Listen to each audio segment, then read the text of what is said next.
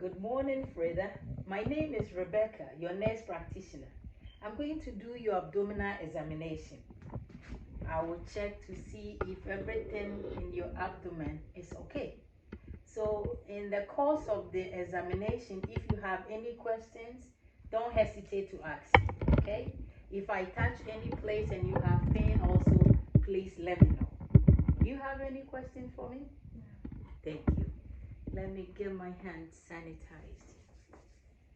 Can you please pull your shirt up for me?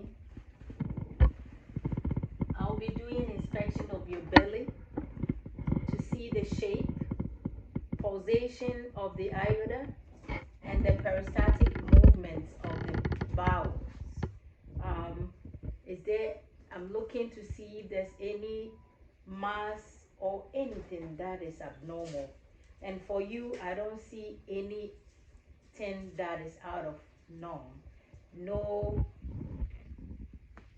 abscess or swelling. I don't see anything. So the next thing that I'll be doing is I'm going to do auscultation. I'm going to listen to the bowel sounds on all the 4 quadrants of your abdomen using the diaphragm of the stethoscope. So I will listen to the bowel sounds.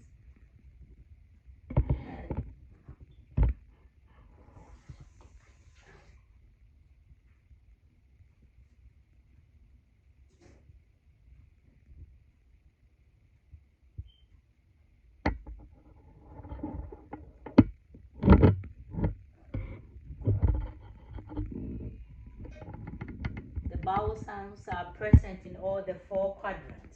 So now I'm going to auscultate the aorta to listen for any bruise or which is abnormal sound, whereby there will be a turbulence of the air in the aorta.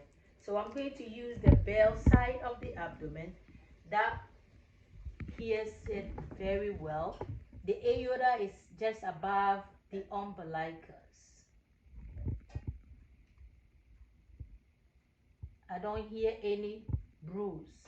I'll move on to the iliac artery and then renal, and then into the femoral artery.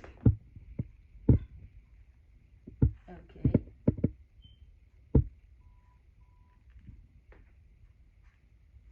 And the femoral.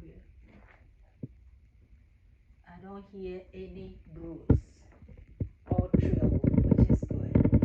So now I'm going to listen to the spleen for any splenic rub, which is abnormal.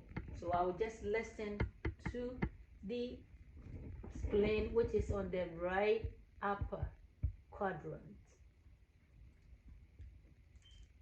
I don't hear rubs, and the spleen on the other side, the left upper quadrant. Okay, I hear no rubs. So my next line is going to be percussion. I'm going to percuss all the 4 quadrants of your abdomen to listen to tympanic sounds, which is the normal for organs, okay? So I'll start from the right upper tympanic.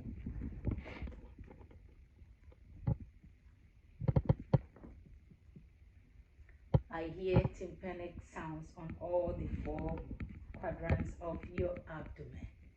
Now I'm going to palpate. I'm going to percuss the spleen.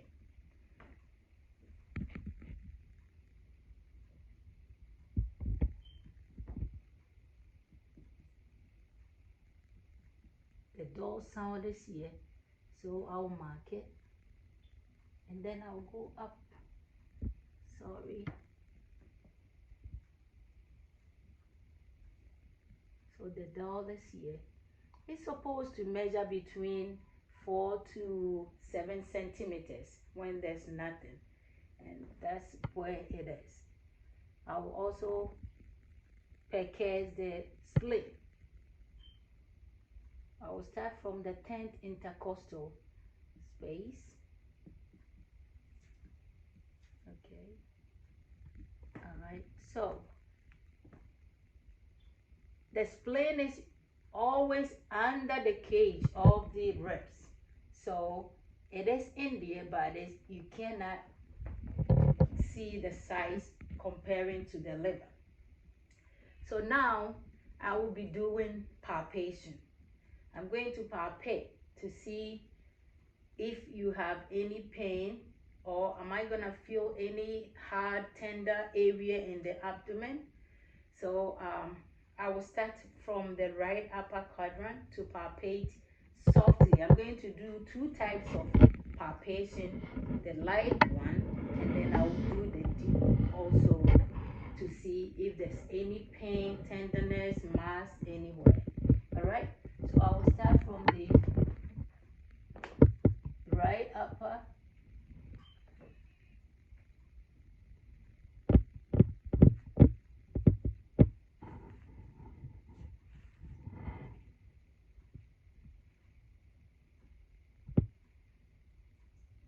Okay, on the right upper quadrant with deep palpation, I will be able to see if you have something, a test that we call Moffitt sign. Moffitt sign is when I palpate your upper quadrant deeply under the liver.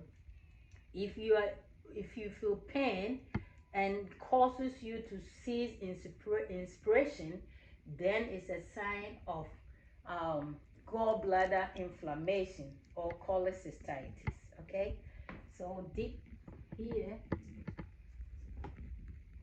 Do you feel any pain? Okay. Do you feel any pain? No. Okay. Any pain here? No. What about here? No. This very spot is called the McBennett point. That is where the your appendix is.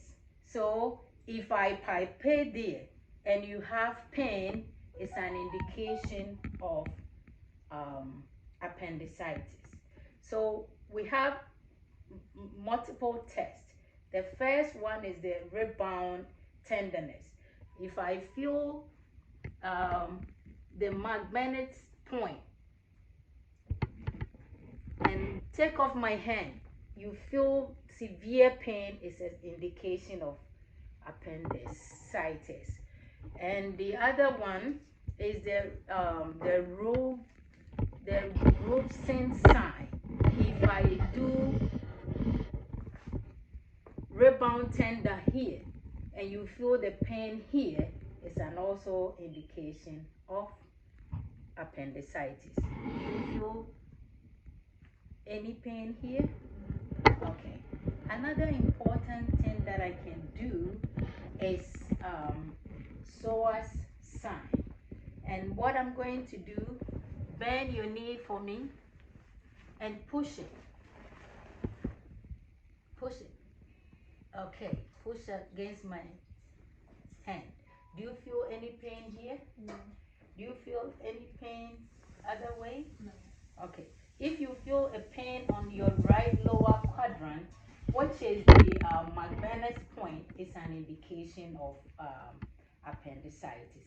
You want to do the same thing here for me? Bend your knee. Do you feel pain here? No. Okay. If there's any pain on the left lower quadrant, it's an indication of peritonitis. Something is going on there. So if nothing like that is happening, then it means you are okay. Another test that I can also do is the obturator sign. And that, what you do, go on your side for me. Bend your knee. When I flex your hip to, I flex, and also this way and that way. If you feel pain on your right, sorry, if you feel pain here, it's an indication of appendix. If you feel any pain here, it could also be a peritonitis or any inflammation in the peritoneum. Okay, another thing that I can also observe you don't have is ascites, where there's accumulation of fluid in your belly. Okay, when there's accumulation, you will see the belly is huge. Yours is not there. But if I have a patient who has ascites, what I can do is, when you palpate, you're going to palpate.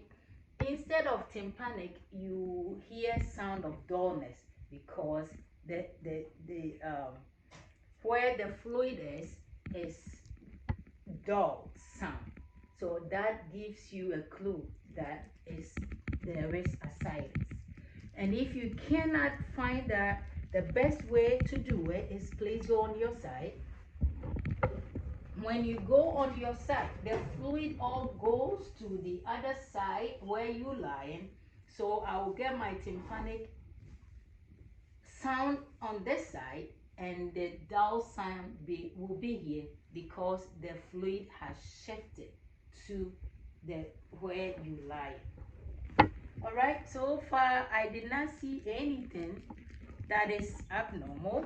So Frida, we are good.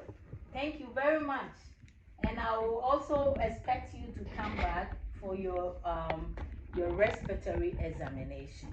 All right, do you have any questions for me? Okay, so I'm so grateful. Thank you for coming. I'll talk to you soon.